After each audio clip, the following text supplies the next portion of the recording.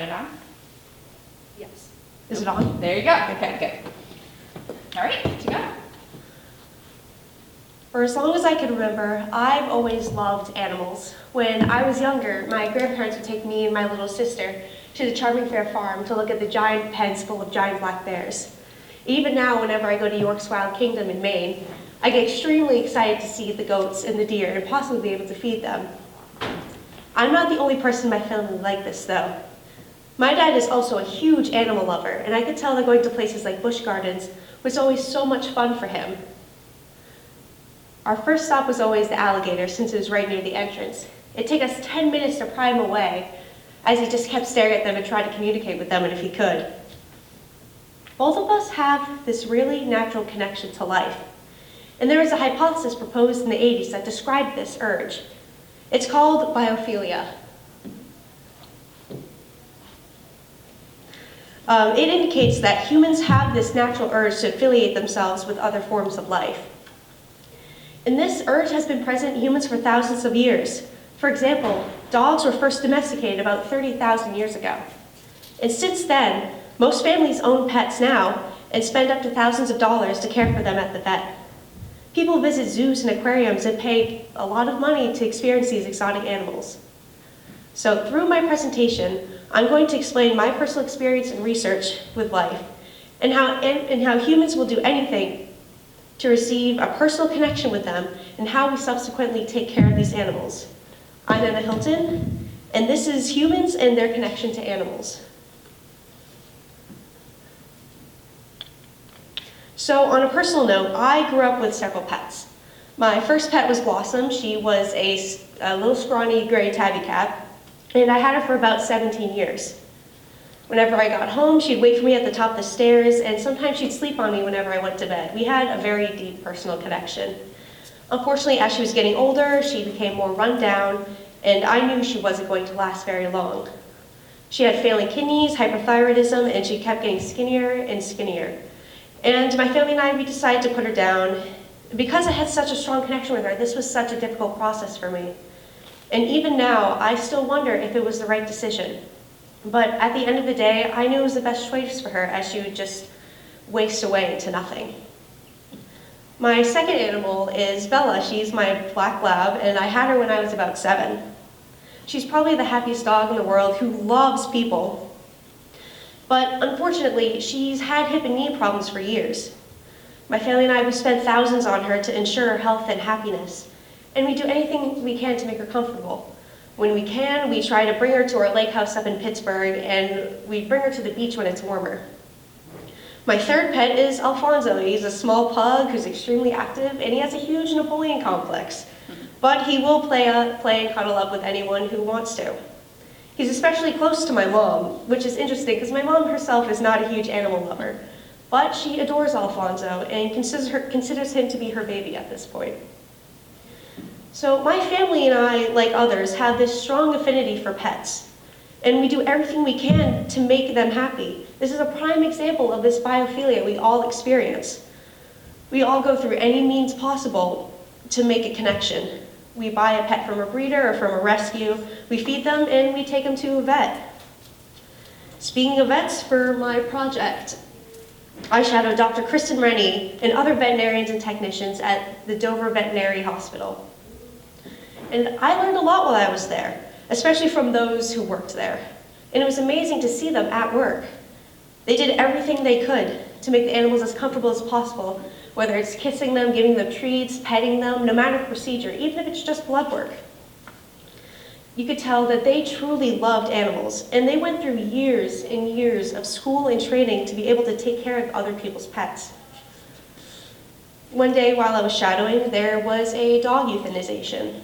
And I could tell that for all the vets and techs, it was extremely hard for them. The dog had surgery the night before and wouldn't stop bleeding, and the tumor was getting worse and worse. Dr. Rennie herself told me that she didn't think he'd last another couple hours. During the procedure, it was very quiet, instead of the usual everyday happy hustle and bustle combo that usually goes on. You could tell the vets and techs were extremely respectful during the procedure, and they knew the pain this dog was going through. And they did everything they could to make the dog's final moments as comfortable as possible. Dr. Rennie also had to think very carefully as to what she was going to tell the owners. She knew that they were going through a very hard time, and of course the owners were devastated, and with the other vets and techs. They had the dog for 15 years, so they had an extremely deep connection with him. I learned there that being a vet is more than just a physical and mental commitment.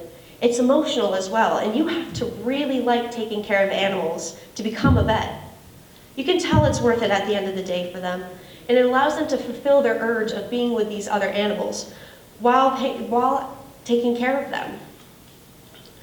While sometimes this attraction to life can be helpful, as previously mentioned, through research, I discovered that sometimes attraction pushes the limits of ethics.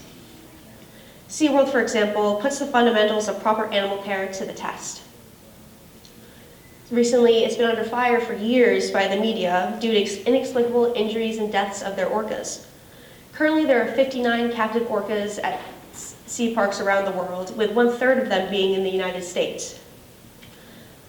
Oddly enough, only a handful of them make it past 30 years, and this is typically the animals that have been caught from the wild. The captive-born orcas never make it past this point. And to put this into perspective, the normal lifespan of an orca is about as long as a human, so they could easily live to about 100 years old. And similar to a human, it's very odd for them to die at about 30 years. These whales are intelligent social animals built to live, migrate, feed over great distances in open waters. And it's impossible to recreate an ocean, so these enclosures are too small, and the whales cannot thrive in captivity. They need to swim about 40 miles a day for diet and exercise, and dive about 100 to 500 feet several times a day. Even though these orcas are born in these small enclosures, they still have this innate drive to travel over great distances in open waters. Of course, trainers claim that it's not about space. It's about the enrichment activities and mental and physical exercise they undergo. However, experts argue this point with the evidence that's actually found in their teeth. 1/4 of all captive orcas show signs of severe tooth damage, and 70% have at least some damage to their teeth. Of course, there is normal wear and tear of teeth, and this is shown to be symmetrical and gradual.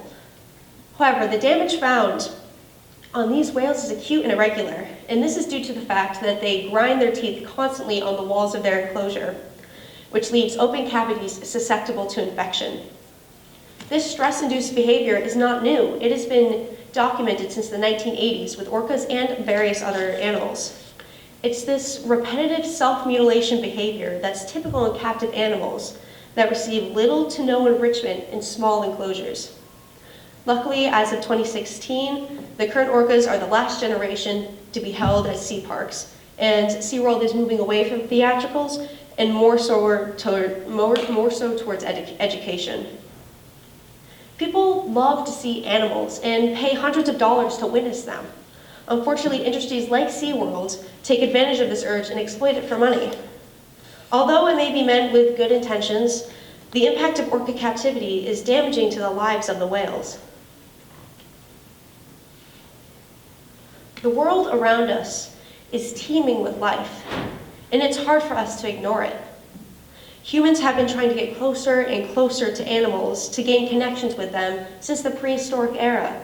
It started as domesticating animals, and then moved on to creating jobs to take care of them, then building industries that make millions off of those who want to see them. Biophilia is something that has been ingrained within us forever. It's an innate drive to explore life, and is something everyone is familiar with.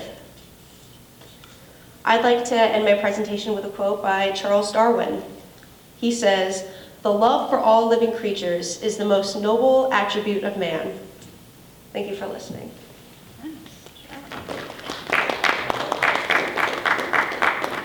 Are there any questions?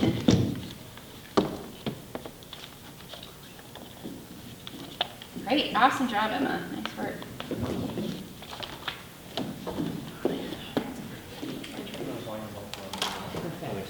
Okay, thank you.